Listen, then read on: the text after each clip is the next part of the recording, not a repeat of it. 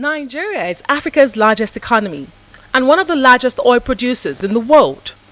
But majority of its citizens see next to nothing of that wealth. The country has been plagued by numerous allegations of corrupt practices. All allegations point to the same thing: public officials stealing billions of naira with impunity. Monies in their billions are going missing and unaccounted for, while the larger population becomes poorer for it.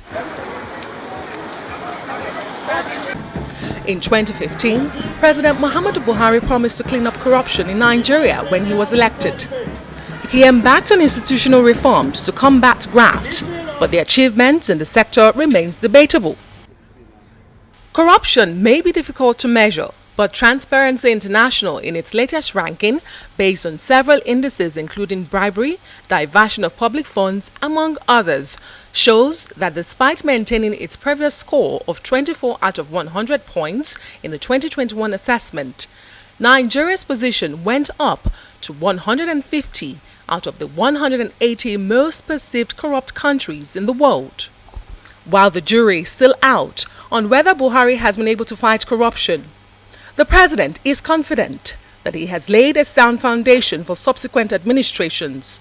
It is our hope that the foundation which has been laid by this administration will be carried forward and continued, as the issue of corruption remains an existential threat to all nations.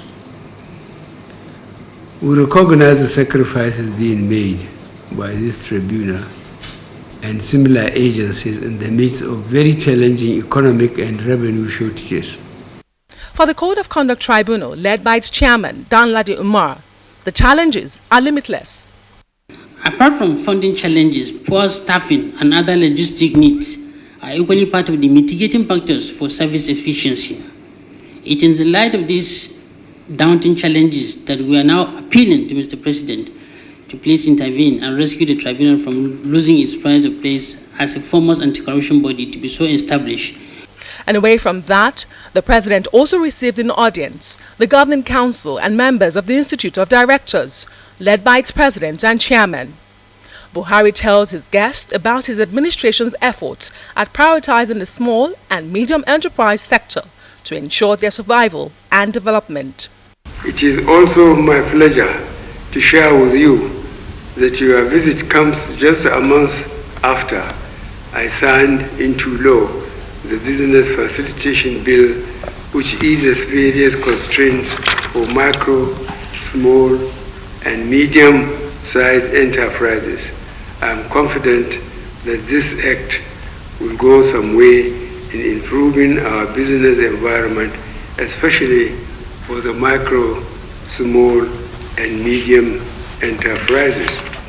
There's a vacuum in the directorship level in Nigeria, which undoubtedly serves as a catalyst for professionalization of directorship in our country, to boost capacity and to assist all tiers of business and organizations, such as the small and medium-sized businesses.